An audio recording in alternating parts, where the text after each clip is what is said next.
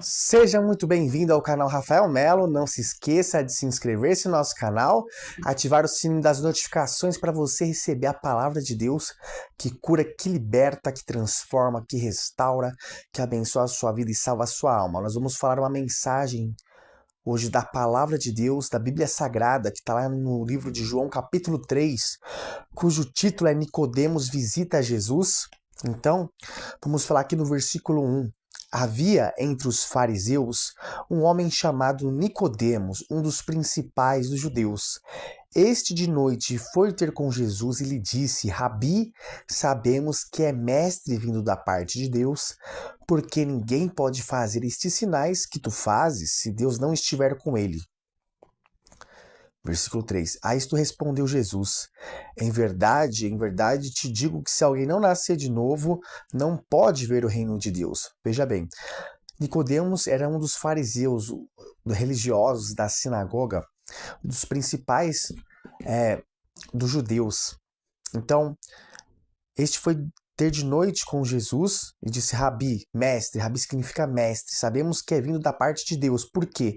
Porque ninguém pode fazer esses sinais, esses milagres, essas maravilhas, ressuscitar o morto, curar o enfermo, curar os cegos, levantar paralíticos, se Deus não estiver na vida dessa pessoa, com ele. Então Nicodemos, o título é o quê? Nicodemos visita Jesus. Então havia entre os fariseus. Os fariseus eram o quê? Os fariseus seriam o que? Os mestres da lei de Moisés naquela época, naquele contexto histórico. Os religiosos, os principais da sinagoga, que tinha a palavra, os ensinamentos. Então, este de noite foi ter com Jesus. Ele foi de noite por quê? Porque ele viu as maravilhas, ele viu os milagres, a cura, as palavras de Jesus, que as palavras do reino dos céus, palavras de Deus, a palavra de Jesus que era a palavra de vida. Só que ele foi ter de noite com Jesus para não, como posso dizer, não ser visto por ninguém. Ele foi ter de noite. Naquela época, naquele contexto, não tinha energia elétrica, não tinha as lâmpadas, então era escuro durante a noite, ninguém trabalhava à noite. Então ele foi ter de noite com Jesus e ele disse: Rabi, mestre, eis que é mestre vindo da parte de Deus, porque ninguém pode fazer estes sinais que tu fazes se Deus não estiver com ele. Jesus respondeu: em verdade te digo que se alguém não nascer de novo não pode ver o reino de Deus. Então não basta apenas você saber que Jesus veio da parte de Deus, que Jesus é o Filho de Deus, você ter esse conhecimento, que Jesus cura, que liberta, que ele prospera, que ele salva, que ele ressuscita.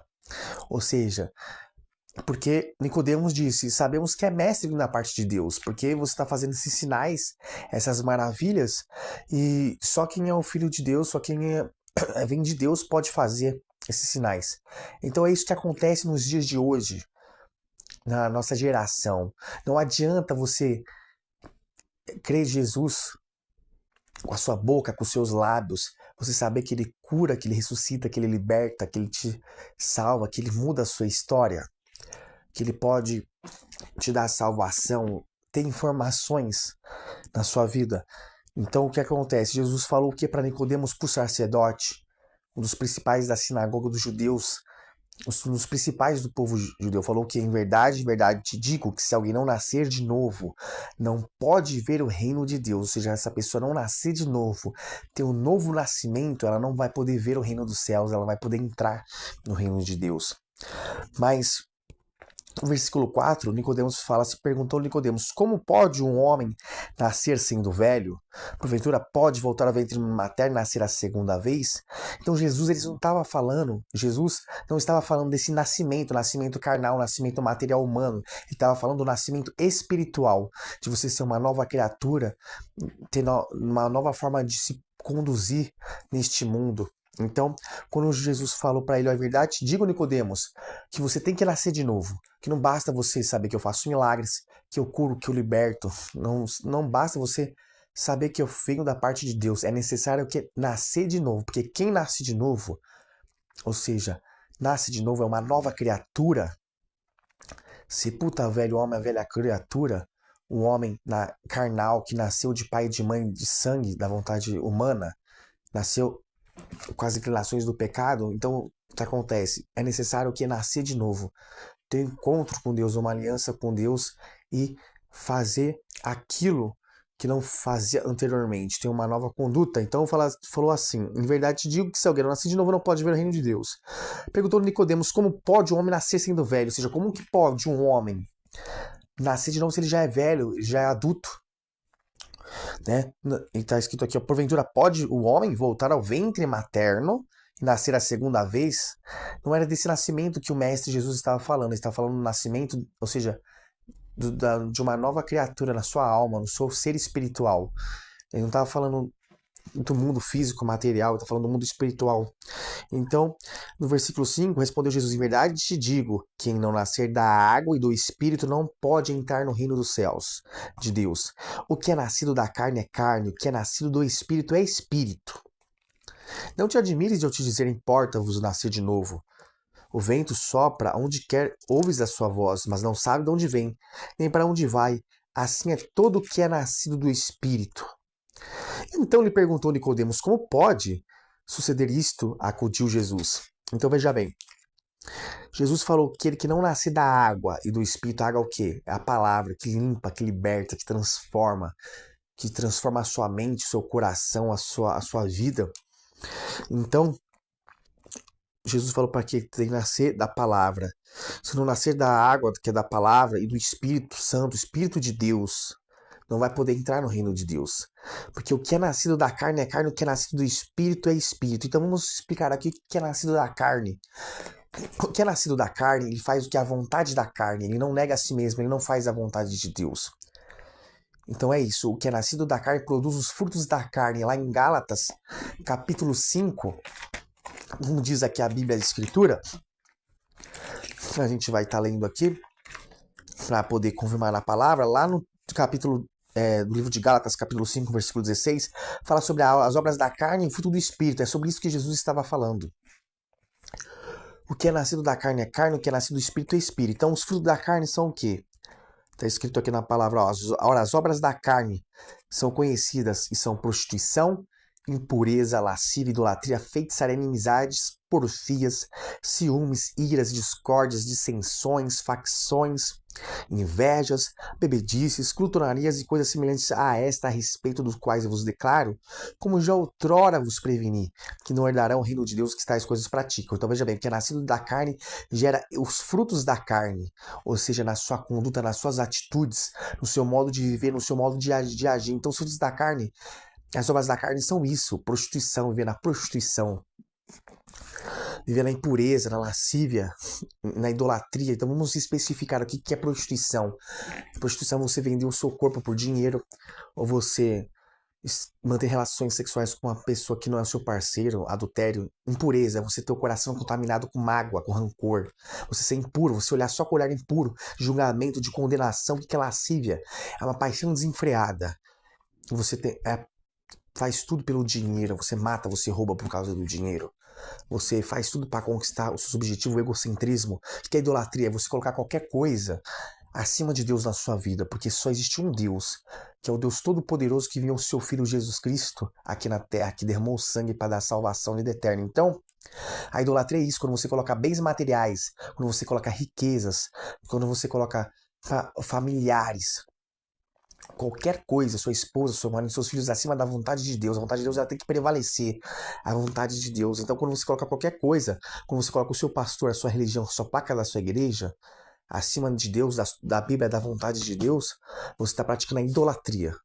Isso é ser idólatra. Idólatra não é só quando você adora uma imagem esculpida por mão de homens, que não ouve, não cheira, não fala, não tem espírito, não tem alma, não é um ser que emana nada dele. Então é isso. Então na palavra fala feitiçarias, praticar feitiçaria. O que é praticar feitiçaria? Você fazer o mal para a pessoa.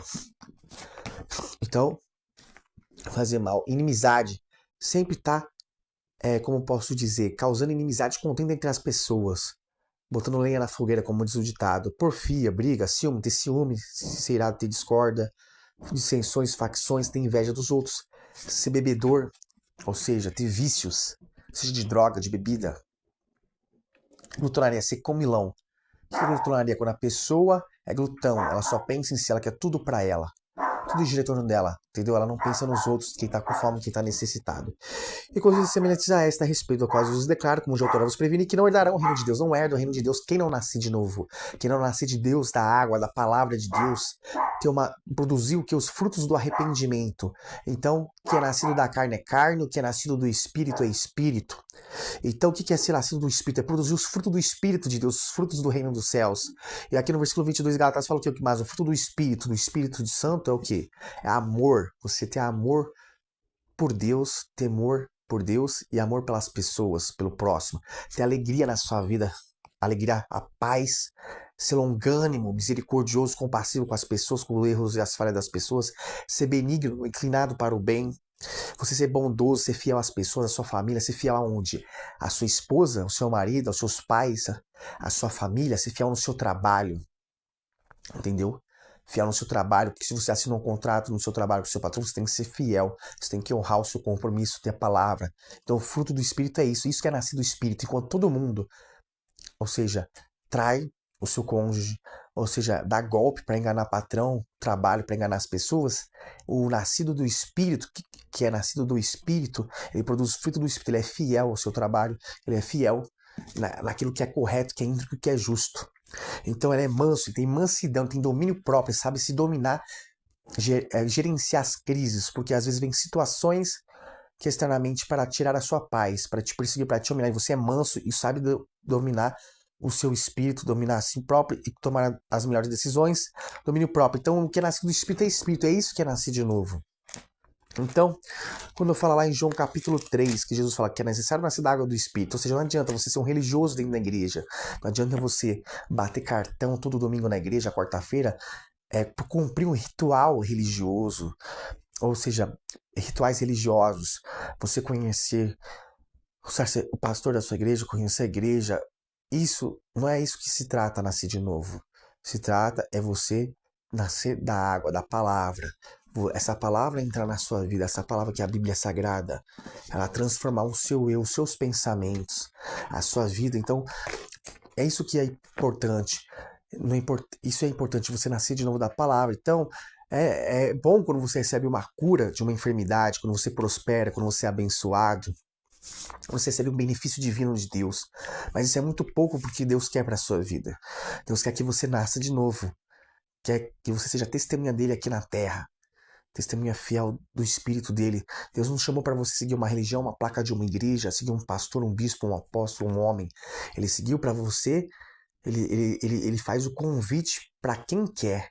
Porque você tem um livre-arbítrio, a livre decisão de escolher. Deus não impõe a sua vontade a ninguém, ele não obriga ninguém a servi-lo. Você tem um livre-arbítrio, Jesus faz o convite através dessa palavra. Ele faz o convite, porque lá em João capítulo 3, na mesma palavra, fala o quê? Se eu não me engano, no versículo 11 fala, porque Deus amou o mundo de tal maneira que deu o seu Filho unigênito, o único Filho, né, para que todo aquele que nele crê não pereça, mas tenha a vida eterna. Então, Deus ele amou o mundo, e esse amor, o que ele amou, que ele se entregou. Quem ama se entrega. Então Jesus ele se entregou o quê? Ele amou o mundo, não o pecado, mas as pessoas, seres humanos que fomos feitos à imagem de Deus. E a partir do momento que a gente nasce de novo, a gente se torna a semelhança de Deus. Então é isso. Então é isso que Deus fala na palavra, que é importante que nascer de novo. Deus falou para Nicodemos que não era importante saber que ele era um mestre vindo da parte de Deus, não era importante os rituais religiosos, importante é nascer de novo, ter um encontro com Deus, uma aliança com Deus, viver produzindo esses frutos, o fruto do Espírito.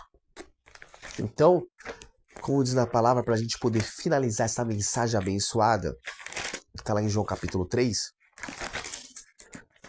que fala na palavra, né, como a gente estava falando aqui, peço até desculpa pela tosse. Então fala aqui a missão do Filho, lá no versículo 16. Porque Deus amou o mundo de tal maneira que deu o seu Filho unigênito para que todo que nele crê não pereça, mas tenha a vida eterna. Veja bem, é todo aquele que nele crê. Não importa se você é católico, evangélico, espírita, árabe, qual que seja a sua etnia, se você é rico, se você é pobre, seu poder aquisitivo.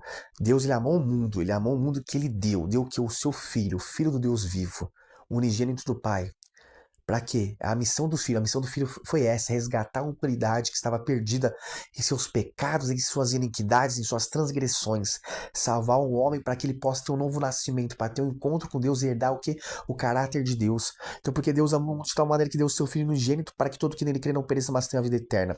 Porque Deus enviou o seu Filho. Deus enviou o seu Filho ao mundo não para julgar o mundo, mas para que o mundo fosse salvo por ele, através do que? Do seu sacrifício, de derramar o sangue, levar os nossos pecados, nossas iniquidades, nossas transgressões, nossas enfermidades, como diz em Isaías 53, que certamente o Filho do Deus vivo, Jesus tomou sobre si nossas enfermidades, dores, o castigo que nos traz a paz estava sobre ele, e pelas suas pisaduras fomos sarados. Então, Jesus veio não para julgar o mundo agora, nesse tempo, ele veio para salvar, e a oportunidade está aí para você ser salvo. Então, no versículo 18, quem nele crê não é julgado, é absolvido, é justificado, é inocentado. O que não crê já está julgado porque não crê no nome do unigênito Filho de Deus. Então, aquele que não crê no Filho de Deus, que Deus enviou o Filho dele para salvar, para derramar o sangue, para levar nossos pecados, nossas iniquidades, nossas transgressões, para que a gente possa ter um novo nascimento, uma aliança com Deus, morrer a velha criatura, o velho homem, o homem natural, e nascer um homem espiritual, né? Quem não crê já está julgado, porque a própria palavra vai julgar. Então, no versículo 19, o julgamento é este, que a luz veio ao mundo. A luz é quem? Jesus. Veio ao mundo, e os homens amaram mais as trevas. O que é as trevas? O pecado, a vontade do pecado, a vontade humana. Então, porque as suas obras eram más, pois todo que pratica o mal aborrece a luz e não se chega para a luz a fim de não serem erguidas as suas obras. Quem pratica a verdade aproxima-se da luz a fim de que as suas obras sejam manifestas porque são feitas em Deus.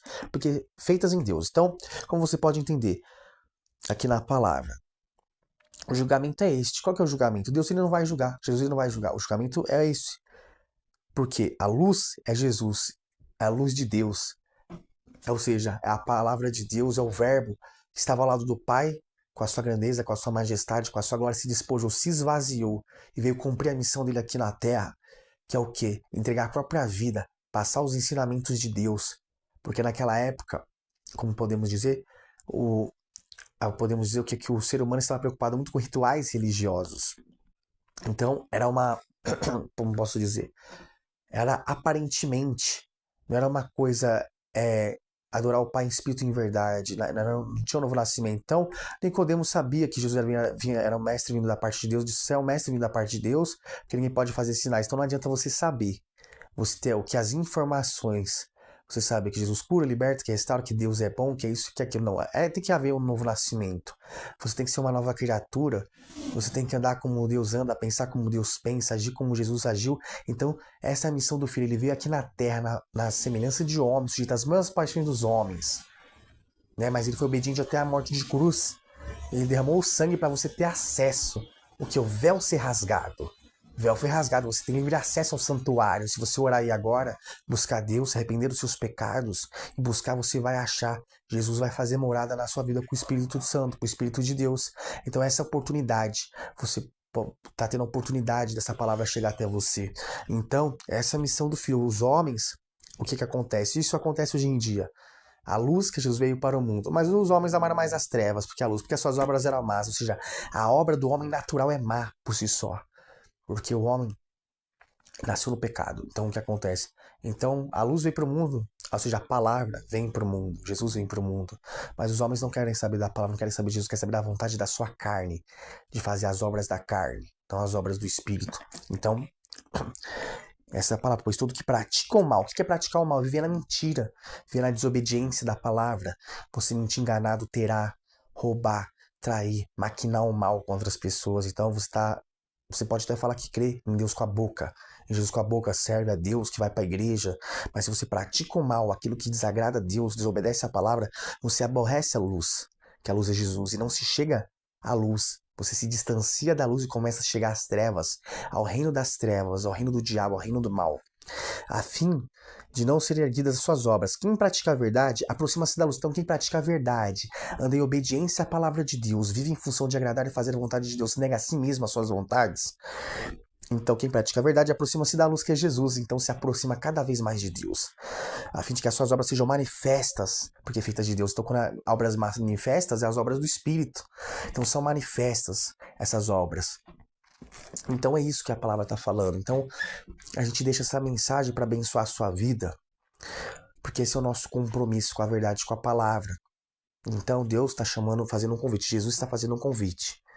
Se você aceitar, você tem um livre-arbítrio, você tem o livre-arbítrio de escolher. Jesus, ele não impõe a sua vontade, não quer que você sirva ele por obrigação, obedeça ele por obrigação, tenha uma nova vida por obrigação. Mas lembrando, é o livre-arbítrio, é a escolha. A mensagem chegou aqui, essa mensagem foi semeada, essa palavra foi semeada na sua vida. Então não adianta você ser religioso, servir a igreja, a placa, a Bíblia, como posso dizer, conhecer de Gênesis e Apocalipse, conhecer as escrituras na teoria, você tem que nascer de novo. Nascer da água do Espírito, matar o velho homem, a velha criatura, sepultar o velho homem e procurar andar em integridade e retidão, levar a presença de Deus dentro de você, o Espírito Santo de Deus. E é isso que é a palavra. Então, esse é o alerta que Deus faz através da palavra.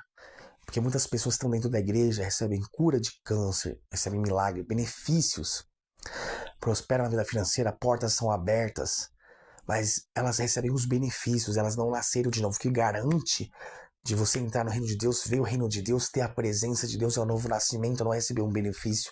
Às vezes você pode estar 10, 15 anos dentro de uma igreja e não estar salvo. Não ter nascido de novo, porque quando você nasce de novo, você pensa a forma do reino dos céus.